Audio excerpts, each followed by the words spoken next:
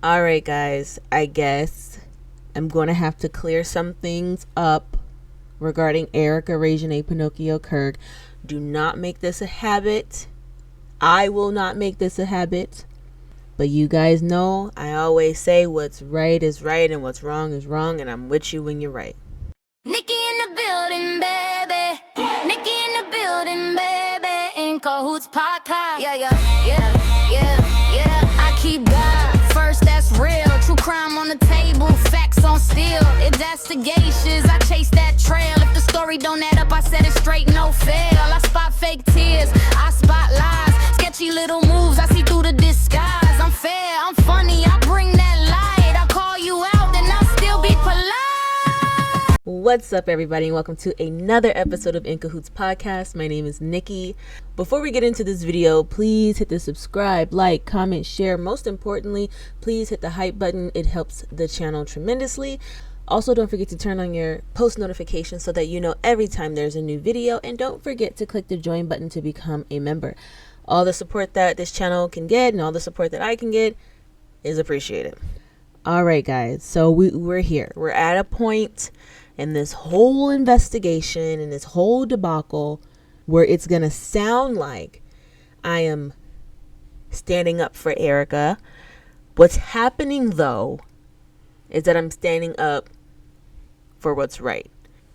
Last night, Uncle Baron made a few comments on Erika and Charlie's marriage. He only stated his opinion. Let's start there. He only stated his opinion. In his defense, this is not something that he is saying is factual. This is not something that he investigated closely. He was just giving his opinion on his show. But he got a ton of hate for it. And he is still getting a ton of hate. Here's what Uncle B said. Then I have that weird image I can't get out of my head of Erika Kirk doing that interview she did with Glenn Beck, and then she picks up a note and she said, for example, here's a note he left, and it was in his own handwriting. She kind of showed the screen and you could see it was in his handwriting. To that family, children, legacy, kids number one, careerism, consumerism, loneliness. These are the things he's contrasting, these two things. And I think he's, frankly, contrasting them one at a time here. What gets in the way of family? Careerism. What gets in the way of your time with your children? Consumerism. You can kind of get caught up on buying your kids stuff and not actually spending time with them.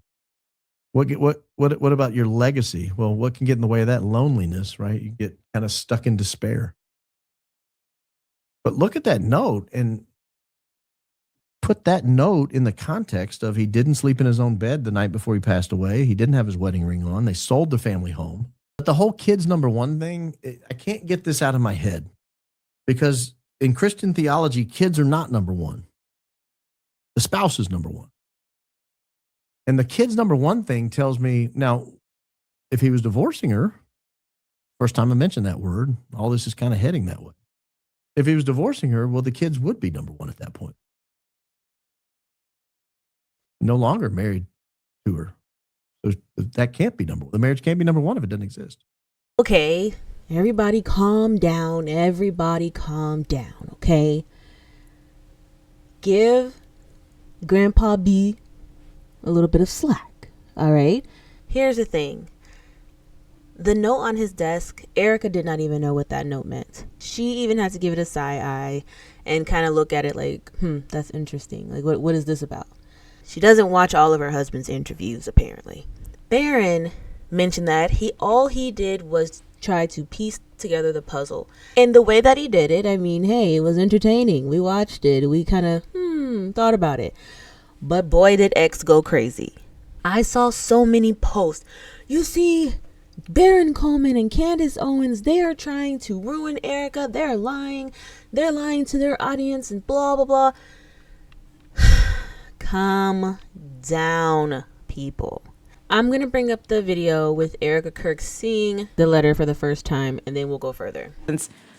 Like this piece of paper. He wrote on everything. He has papers everywhere. This says, It's the priorities. It says family, children, legacy, kids number one, versus careerism, consumerism, and loneliness.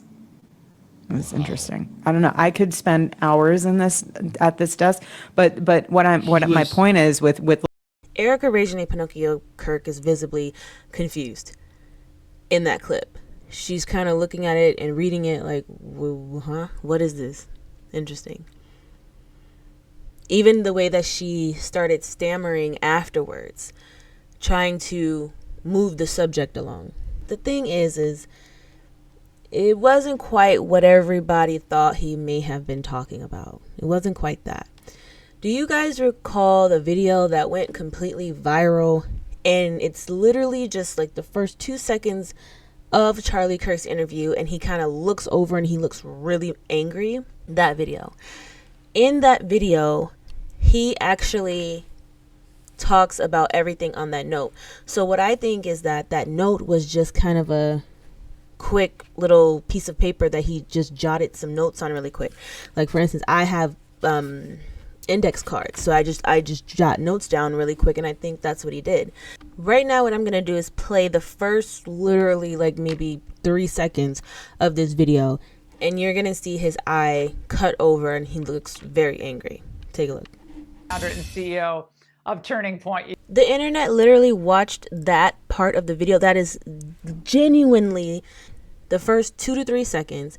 People watched that and they just stopped watching the rest of the video. Oh my God, who was Charlie glaring at? Was it Erika? Was it one of the kids? What was he looking at? And just completely stopped. But let's allow him to keep speaking, and you're going to hear something that sounds extremely familiar. But what is going on with women and not wanting to prioritize family?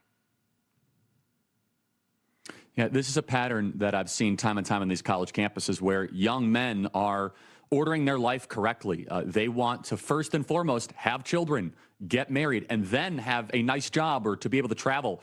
If you look deeper into this data, it's completely consistent with other data we've seen the last couple of years. Young women, they don't value having children. And this is one of the reasons why we are seeing a fertility collapse in the West.